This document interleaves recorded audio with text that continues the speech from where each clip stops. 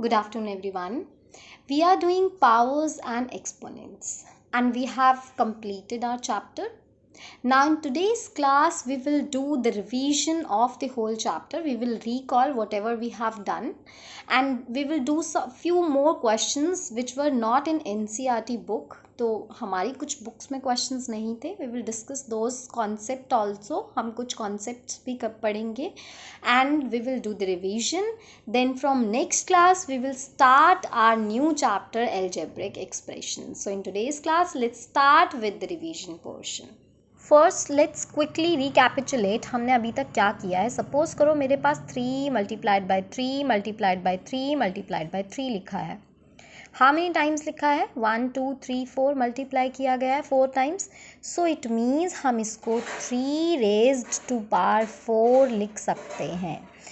ये जो नीचे बड़ा नंबर है जिसको हम मल्टीप्लाई करते हैं that is called base, BASE. And ये जो ऊपर हमने छोटा सा नंबर लिखा होता है दैट इज़ कॉल्ड एक्सपोनेंट, और पावर भी बोलते हैं इसको हम, एक्सपोनेंट और power. So this is exponents and powers जब हम किसी नंबर को मैनी टाइम्स मल्टीप्लाई करते हैं. नाउ सपोज मुझे इस नंबर को एक्सपैंडेड फॉर्म में लिखना है. हमें पता है इसकी एक्सपैंडेड फॉर्म क्या है. 4 के बाद कितनी डिजिट्स हैं? 1 3 2 5 डिजिट्स हैं, तो हम इसको 4 and 5 ज़ीरोज़ लिख सकते हैं. सिमिलरली 5 के बाद 4 डिजिट्स हैं तो हम 4 ज़ीरोज़ लगाएंगे. देन 6 के बाद 3 डिजिट्स हैं तो 3 ज़ीरोज़ लगाएंगे. प्लस 1 के बाद 2 डिजिट्स हैं तो हम 2 ज़ीरोज़ लगाएंगे. एंड 2 के बाद 1 डिजिट है एंड 3 के बाद कोई डिजिट नहीं है. नाउ इसको अब क्योंकि हम एक्सपोनेंट्स पढ़ चुके हैं तो इसकी एक्सपैंडेड फॉर्म हम किस तरीके से लिखेंगे? 4 मल्टीप्लाइड बाय, बिकॉज 5 ज़ीरोज़ हैं, 5 डिजिट्स हैं, तो इसका मतलब 10 raise to power 5 plus 5 into 10 raise to power 4 plus 6 into 10 raise to power 3 plus 1 into 10 raise to power 2 plus 2 into 10 raise to power 1 and 3 के साथ 1 है only. It means 10 raise to power 0, क्योंकि किसी भी नंबर की power 0 is 1. Now अगर हमें इसे स्टैंडर्ड फॉर्म में बदलना है इस नंबर को, तो किस तरीके से बदलते हैं? This was the expanded form of this number. Standard form क्या होती है? 4 5 6 1 2 3. इस नंबर में कहीं पॉइंट नहीं है तो ऑब्वियसली कहाँ होगा? सबसे लास्ट में पॉइंट होगा.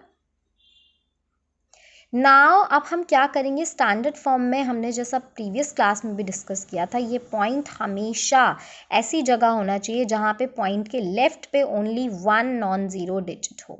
तो इसका मतलब हमें इस पॉइंट को यहाँ से यहाँ शिफ्ट करना है.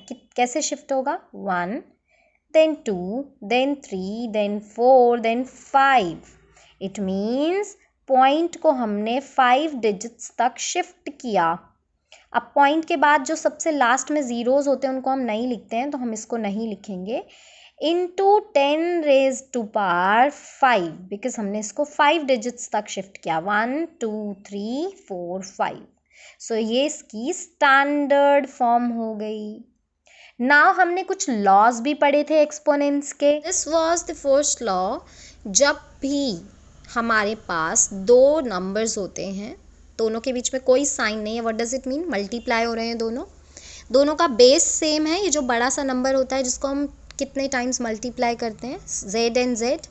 तो ऐसे में जब मल्टीप्लाई हो रहे हैं दो नंबर्स एंड दोनों का बेस सेम हो, तो ऐसे केस में जनरली हमेशा ही m और n जो दो पावर्स हैं वो ऐड हो जाती हैं. It means Z raise to power m into z raised to power n is equals to z raised to power m plus n. Suppose करो 5 raised to power 2 है into 5 raised to power 3 है, तो 5 तो base same हो गया, दोनों की powers क्या हो जाएंगी? ऐड हो जाएंगी. सो 2 + 3 5 हो जाएगा. It means finally it will become 5 raised to power 5 because 2 + 3 is 5. Now coming to another. This is another law. अगर हमारे पास अगेन दो नंबर्स मल्टीप्लाई हो रहे हैं, लेकिन इस बार बेस सेम नहीं है लेकिन पावर्स सेम है, एक्सपोनेंट्स सेम है, तो ऐसे केस में हम क्या करते हैं? एक्सपोनेंट को सिंगल एक्सपोनेंट लिख देते हैं एंड जो दोनों बेसेस हैं उनको हम ब्रैकेट के अंदर मल्टीप्लाई कर देते हैं. It means z and y को हम मल्टीप्लाई कर देंगे एंड जो पावर है m और m उसको सिंगल ब्रैकेट के बाहर लिख देंगे. This is second law. Now coming to the third law. जिस तरीके से जब दो नंबर्स मल्टीप्लाई होते हैं और दोनों का बेस सेम होता है तो हम उनकी पावर्स और एक्सपोनेंट्स को प्लस करते हैं, सिमिलरली जब हम डिवाइड करते हैं दोनों नंबर्स का बेस सेम है, डिवाइड कर रहे हैं, तो ऐसे केस में एक्सपोनेंट्स या फिर पावर्स को हम माइनस कर देते हैं. बट माइनस करते टाइम ये ध्यान रखना है जो ऊपर है उसकी पावर पहले आएगी एंड जो नीचे है डिनोमिनेटर में उसकी पावर बाद में आएगी. So this will become z m minus n. Now another law. Another law क्या है? अगर हमें किसी एक सिंगल बेस की दो पावर्स नज़र आ रही हैं m और n, यहाँ पे इसको हम इस तरीके से भी लिख सकते हैं z raise to power m raise to power n. तो किसी सिंगल बेस की दो पावर्स होती हैं, that is power of a power. ठीक है, तो ऐसे केस में हम दोनों पावर्स और उन दोनों एक्सपोनेंट्स को मल्टीप्लाई कर देते हैं. It means it will become z raised to power m into n. अभी इंटू हम दोनों वेरिएबल्स के बीच में नहीं लगाते हैं, हमने पढ़ा है सिंपल इक्वेशंस में भी, तो हमने इसको सिंपल लिख दिया z raised to power m n. Now coming to the last law, that is किसी भी बेस की अगर एक्सपोनेंट और द पावर ज़ीरो होती है, that means that number becomes 1. हमेशा चाहे कोई भी नंबर हो, 1 2 3 4 1000 लाख, किसी की भी पावर अगर आप ज़ीरो करते हो, that means that number will become 1. So these were the laws of exponents. According to the laws हम कुछ फ्यू कॉन्सेप्ट्स और पढ़ेंगे, जैसे कि 8/9 दोनों का बेस सेम है तो और मल्टीप्लाई हो रहे हैं, पावर्स क्या होनी चाहिए? ऐड हो जानी चाहिए. It means I can write it as 8/9 raise to power 6 + 11, है ना. 8/9 रेज टू पावर 8x + 1.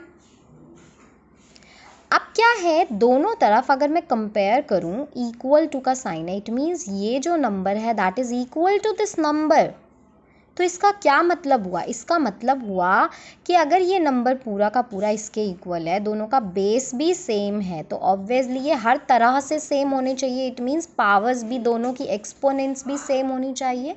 सो इसका मतलब ये हुआ कि 6 + 11 is equals to 8x + 1. Because अगर दो नंबर्स इक्वल हैं, इसका मतलब वो हर तरीके से इक्वल होंगे. दोनों का बेस भी इक्वल होगा एंड दोनों की एक्सपोनेंट्स भी इक्वल होंगे.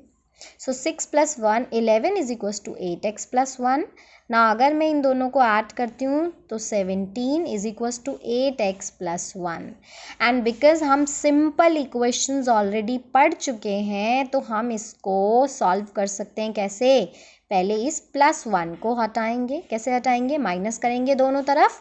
सो इट विल बिकम 17 - 1 और इधर माइनस करेंगे तो ये हट जाएगा बिकॉज प्लस माइनस 0 हो जाएगा. So it will become 8x now. Now 17 - 1 is 16 is equals to 8x. अभी 8 जो है वो मल्टीप्लाई हो रहा है, कोई साइन नहीं है, इट मीन्स मल्टीप्लाई हो रहा है. सो यहाँ जाके क्या होना चाहिए? डिवाइड. तो हम क्या करेंगे? 16/8, इट मीन्स 16 डिवाइडेड बाय 8. और जब हम इधर डिवाइड करेंगे तो ये 8 हट जाएगा बिकॉज 8/8 कट जाएगा, सिंप्लीफाई हो जाएगा. Now 8 1s are 8, 8 2s are 16. तो x की वैल्यू क्या आ गई हमारे पास? 2. सो this is how we solve such kind of expressions और equations जहाँ पे हमें लेफ्ट साइड राइट साइड के इक्वल दिया हुआ है बट हमें ये वेरिएबल फाइंड आउट करना है, तो हम कंपेयर करते हैं. Now coming to the another question. ये हमारे पास एक क्वेश्चन है. इस क्वेश्चन में हम क्या करेंगे? सिंपल हम क्या करेंगे, हमेशा देखो प्लस में हम कभी भी लॉ ऑफ एक्सपोनेंट अप्लाई नहीं कर सकते. हम ये नहीं बोल सकते कि बेसिस सेम है तो हम पावर्स को ऐड कर देंगे, नहीं, कभी भी नहीं बोल सकते बिकॉज इट इज़ प्लस. तो ऐसे में हम क्या करते हैं, हम कॉमन लेते हैं, बिकॉज हमने बहुत टाइम कॉमन लिया है ना, प्लस में जब दो नंबर्स में कुछ फैक्टर्स सेम होते थे तो हम कॉमन फैक्टर ले लेते हैं। अब इसको कैसे करेंगे, क्या मैं 25 को 10⁻21 + 4 लिख सकती हूँ?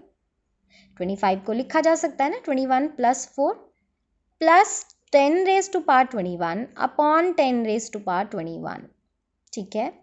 नाउ इसका क्या मतलब हुआ, अगर हम यहाँ पे अप्लाई करें रूल, a⁻x + y का मतलब है कि एक्चुअल में दो नंबर्स थे जिनके बेसिस सेम थे, तो हमने पावर्स को ऐड कर दिया।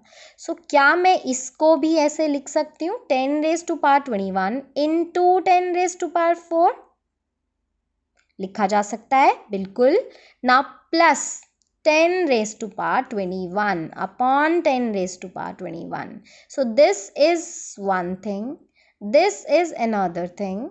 इन दोनों में 10⁻21 कॉमन है, दोनों में ही है, तो हमने 10⁻21 को बाहर ले लिया।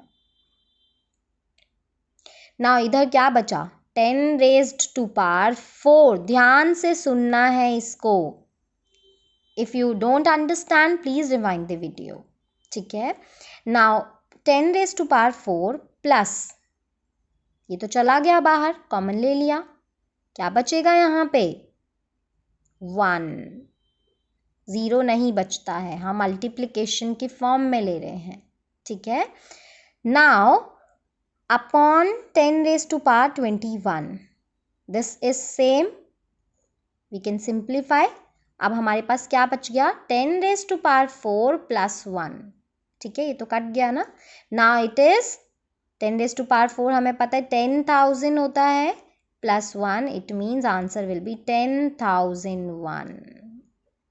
सो this is how we find the answer. Now you can do the worksheet I have given to you.